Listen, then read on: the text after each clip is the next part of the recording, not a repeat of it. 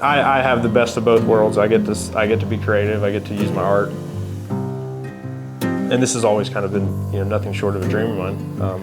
If you would have asked me 15 years ago, would it be hats? I would have never thought that. I always knew at some point I'd be creating something or self-employed. My name is John Cofer, and I'm co-owner of Cofer Hat Company. My wife and I both own, operate, and run this company together. It's kind of been a really cool experience for us so far, and taking it day by day.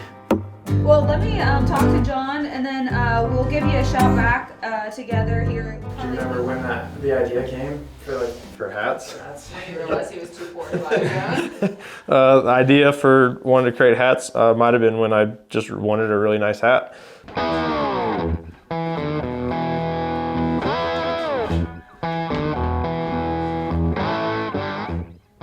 I've always really liked hats. I've always worn hats. I've certainly worn less expensive hats. Nothing wrong with that. I'm not a hat snob by any means. I think you should wear what you feel comfortable in and what you can comfortably afford. But I did get to a point where I was comparing, kind of the nice hat versus a less expensive hat, and then of course you see the price tag on them. And the reason for the price tag is a lot of it is in the material and time invested to make them. So then I was like, well, I'll just make my own hat. Yeah, but he wore it to think. Before you know it, you're working on top of the mountain in a hat shop.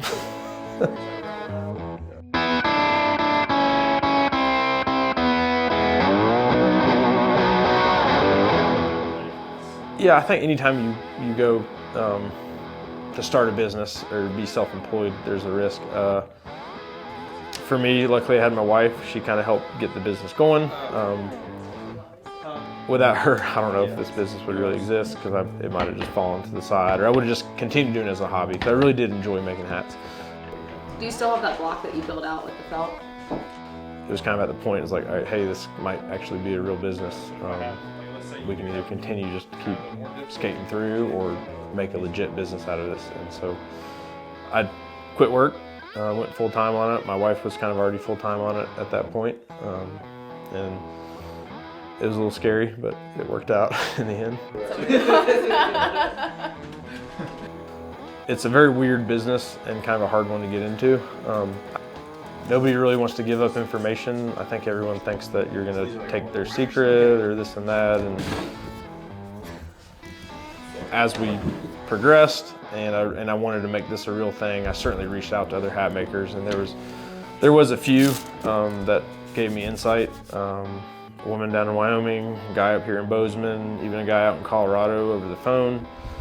Again, I told you this was like a slow progression. It didn't just happen overnight. We're talking years and years until this kind of became real.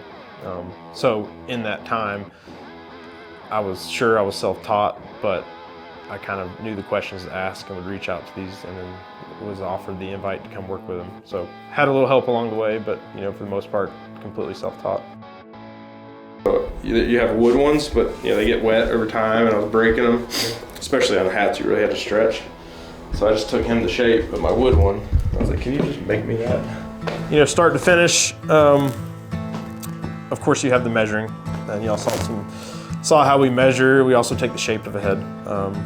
That kind of just tells me what block to use, and then the actual head shape tells me how to fit it later on. Unless you have a real low crown, high crown, we won't change it. I'll push all this in and tighten it down. So when I start out with something like this. This is just sort of a raw felt, kind of coned. It resembles a hat at this point. It goes through the blocking process. It's just a lot of steam and ironing.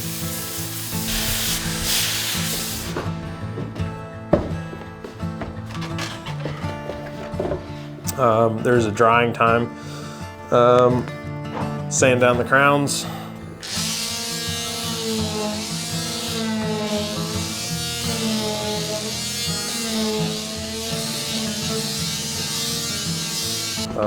Flatten the brims, cut the brim,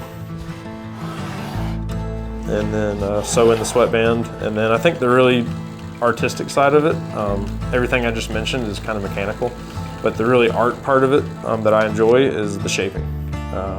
I think that takes a lot of practice. It's definitely the hardest part in hat making.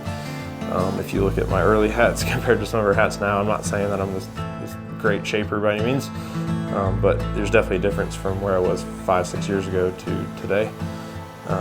So that, I think the artistic part of it really comes into play when you're able to shape the hat, turn something like this, into something that somebody would wear and be proud to wear.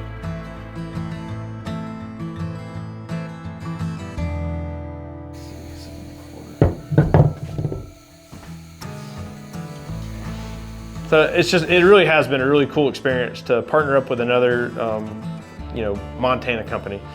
I know that in talking with you, y'all really sought out to kind of source kind of the better quality of garments and materials. So it really has kind of been an honor to work with Smith & Rogue, and we're certainly excited about this partnership and what all it can maybe do in the future as well. But overall, it's just been a really fun experience to be able to join up with another local company. So this is one of the hats that we made for Smith & Rogue. We have made 2 different styles. I'm wearing one of the styles, which is your classic cattleman, and this one we call the Walker.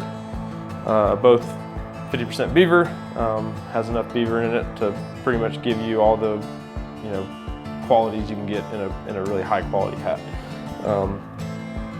My hope is that this hat literally lasts you a lifetime. So this is the first hat I ever make. Not really proud of it. At the time though, when I made it, I thought it was a good hat.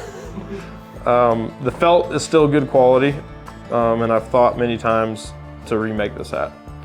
My wife Gina doesn't let me, and I'm glad she didn't, because it is a reminder of kind of where you started, where you came from.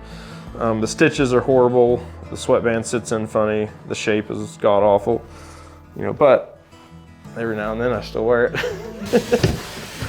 I've been in some fashion an artist my whole life. I think this is the first time where I've put more into the world, so I think that alone is really cool. I go around town, I see our hats on people's heads, and not to mention just to see this business grow from where we started. My first hat shop was inside of my Airstream trailer as a hobby. Getting to do this with my wife, the 2 of us kind of creating this business together, seeing it grow. I just think it's really cool to see these hats out in the world. I hope that when I'm dead and gone, years down the road, someone's passing this hat off to their child. We do call them the heirloom hat because of the quality of the hat. It should last a lifetime. It should last multiple lifetimes. So if someone is still wearing their hats in 70 years from now, I think that'll be a win.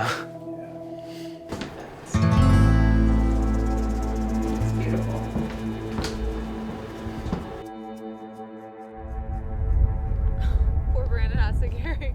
How'd you get suckered into carrying that? Oh, sorry, I didn't even think about that. Heavier than I thought it was gonna be.